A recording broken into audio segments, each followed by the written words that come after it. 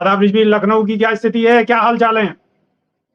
लखनऊ के बारे में जानकारी के लिए सीधा लखनऊ ले चलते हैं। तमाम दर्शक हमारे नजरें गड़ाए हुए हैं और तमाम दर्शक हमारे सोच रहे हैं कि आखिर लखनऊ में कल को 7 फरवरी को महाबैठक का जो ऐलान कर दिया है बसपा सुप्रीमो मायावती ने, तो आखिर वहां पर क्या चल रहा है। तो सीधे आपको ले चलते हैं लखनऊ, और वो भी बसपा के कार्यालय पर कि आखिर वहां क्या चल रहा है। जय हिंद, जय भीम, सत श्री अकाल, आदाब। मेरा नाम है शादाब और तमाम दर्शकों को क्रांतिकारी जय भीम। लखनऊ से हमारे साथ पवन कुमार गौतम जुड़ गए हैं।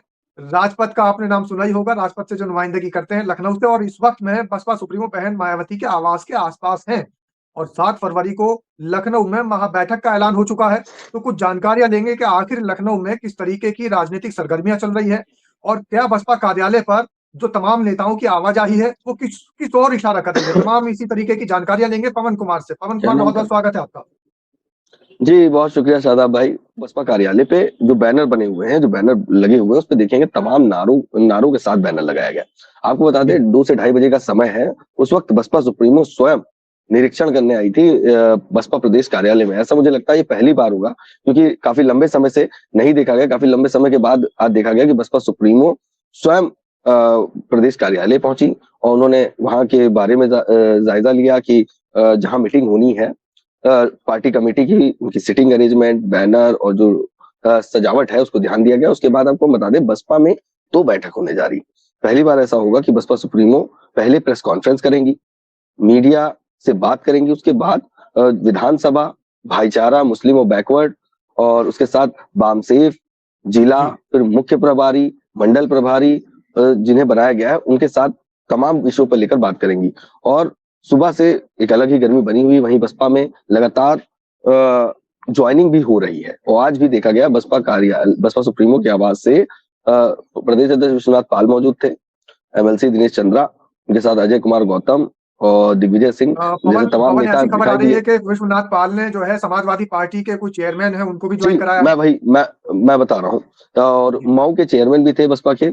वहीं पर बसपा में एक बड़ी ज्वाइनिंग हुई। कहीं कहा जाए तो जो थिंक टैंक है शिवपाल यादव का, बसपा जब उन्होंने बनाई थी समाजवादी पार्टी छोड़कर, तब भी वो शिवपाल के साथ थे। उसके बाद फिर से समाजवादी पार्टी को छोड़कर एक अरसे से 20 साल उनके दादा ने ब्लॉक प्रमुखी देखी और 5 साल उन्होंने ब्लॉक प्रमुखी देखी।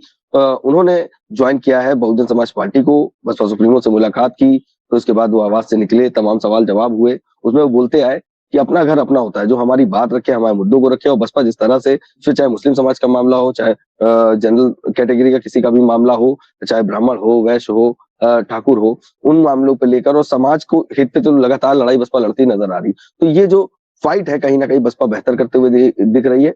इसी कारणवश बहुजन समाज पार्टी को ज्वाइन किया है। और आपको बता दें पूर्वांचल और आजमगढ़, आपको बता दें मुस्लिम समाज अभी पूर्वांचल से 2-3 ज्वाइनिंग, आजमगढ़ से एक मुसलमान की ज्वाइनिंग, उसके बाद आप देखिए पश्चिम यूपी में सहारनपुर से एक और बड़ी ज्वाइनिंग। लगातार समाजवादी पार्टी का जो मतलब मोस्ट कलेक्टिंग वोट है, जो मुस्लिम वोट आता था, वही मुस्लिम लीडर्स अब बसपा की ओर मुड़ रहे हैं। ये बड़ी बात निकल के सामने आ रही है।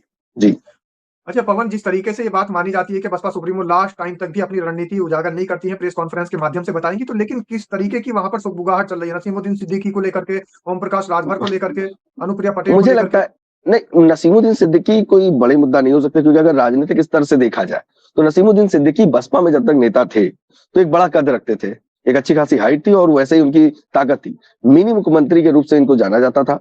19 विभाग ये देखते थे। वहीं पे तमाम जिलों में लोगों को जो जिम्मेदारी दिलवाई। और आप देखेंगे लखनऊ की नक्काशी जितनी बनी है, बसपा सुप्रीमो ने मुस्लिम समाज से जिसे नेतृत्व दिया था उसको बड़ी जिम्मेदारी के साथ दिखाया। आप अभी काशीराम स्मारक जाएंगे, वहां भी नसीमुद्दीन सिद्दीकी का नाम दिखाई देगा। तो एक बड़े कद से उन्होंने रखा। मगर नसीमुद्दीन सिद्दीकी का बसपा से जाना, वो ऑडियो, तमाम बिंदु जो लगातार इस समय यूट्यूब पर चल रहे हैं फिर से। और आपको बता दें कि नसीमुद्दीन सिद्दीकी कांग्रेस में भी गए तो कांग्रेस में वो लाइमलाइट नहीं मिली जो बसपा में मिलती थी। बसपा में अपनी बात रखना, किसी मामले पे बोलना, बेबाक अंदाज से जाना, तो वो कहीं ना कांग्रेस में नहीं दिखी। और वो वोट डाइवर्जन भी कहीं ना कहीं कांग्रेस में ना जाता दिखा। तो उनके जाने से ना कांग्रेस को इतना फर्क पड़ा है, ना बसपा में उनकी आने की चाहत बची है। देखा जाए अगर समाजवादी पार्टी में, तो ये भी कयास लगाया जाए कि समाजवादी पार्टी में जा सकते हैं, मगर इसको अगर एक नजरिए से और देखिए, बहुजन समाज पार्टी के तमाम ऐसे नेता हैं जो कहीं ना कहीं समाजवादी पार्टी में जुड़े हुए हैं, मगर जी। मौजूदा हालात में जिस तरह से नसीमुद्दीन सिद्दीकी तो बाद में गए, उनसे पहले कई नेता गए, और नसीमुद्दीन सिद्दीकी की तमाम चर्चाएं उन नेताओं के बीच में है, और उनके बराबर के नेता बाबू सिंह कुशवाहा है, चाहे सौम्य प्रसाद मौर्य भी गए थे, उसके बाद कई ऐसे नेता गए, इंद्रजीत सरोज है, आर.के. चौधरी है, जो बड़े दिग्गज नेता है, वो भी अपने आप को असहज महसूस करते हैं। तो शायद नसीमुद्दीन सिद्दीकी सपा नहीं जा सकते, मगर हाँ, एक फायदा हो सकता है जो आपने अक्सर अपने वीडियो में जिक्र भी किया, आजाद समाज पार्टी का।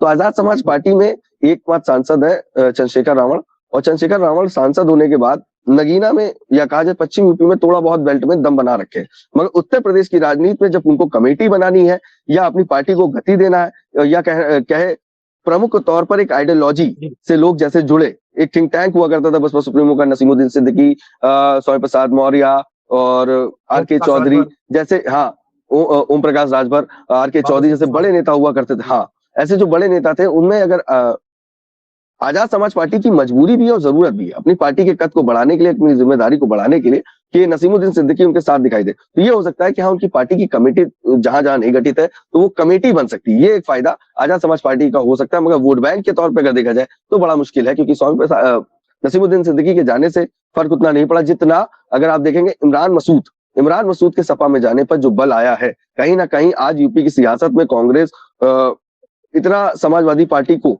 तवज्जो नहीं दे रही, और कांग्रेस लगातार अपने एक अलग आइडियोलॉजी पे काम कर रही है। तो इमरान मसूद का एक कद बड़ा था, पश्चिम यूपी में पसमानदा मुस्लिम जितनी संख्या में है, उसका एक झुकाव और जुड़ाव भी इमरान मसूद के साथ है। तो ये चीज देखी जा रही है जी। तो पवन, कल की जो बैठक है इसको महाबैठक का नाम दिया गया है। बताया जा रहा है कि विधानसभा स्तर के भी तमाम कार्यकर्ता बुलाए गए हैं। तो क्या जो कार्यकर्ता हैं, जहां पर कहीं कमी दिक्कत कार्यकर्ता नहीं बुलाए गए, मैं आपको क्लियर कर दूं, कार्यकर्ता नहीं।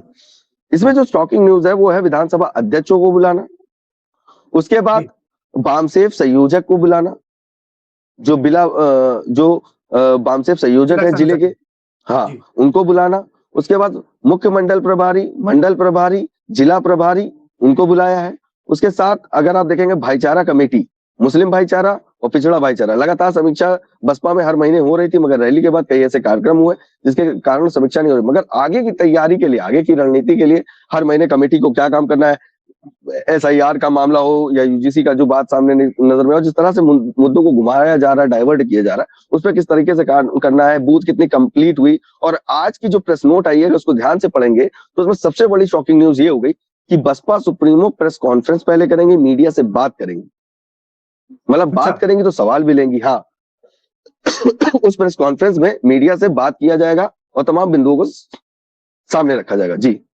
हमारा एक डेली का आह्वान रहता है कि माननीय साहब कांशीराम को भारत रत्न हम दिलाने की एक मुहिम छेड़े हुए हैं, तो उस मुहिम का आप भी हिस्सा बनिएगा। और मुहिम का हिस्सा कैसे बनना है, हमारे जो दर्शक हैं, जो साथी हैं, जो क्रांतिकारी हैं, वो सिर्फ अपने मोबाइल में इस मांग वाली वीडियो को, जिसमें हम माननीय साहब कांशीराम के लिए भारत रत्न की मांग कर रहे हैं, उस वीडियो को दूसरों के मोबाइल तक पहुंचा दीजिए, ताकि एक जन सैलाब इकट्ठा हो जाए और माननीय साहब कांशीराम को भारत रत्न दिलाया जाए। बिल्कुल, यानी कि उस वीडियो को, यानी कि इस वीडियो को जो आप देख रहे हैं, इसको ठोकते रहो, दूसरे के फोनों तक पहुंचा दो। नई वीडियो में फिर रूबरू होंगे, जब तक के लिए देसी देख, बिगर ब्रेक, बगैर लाग लपेट, बिल्कुल देसी अंदाज में। बहुत बहुत धन्यवाद। जय भीम, जय संविधान, जय विज्ञान। जय भीम, जय संविधान, नमो बुद्धाय।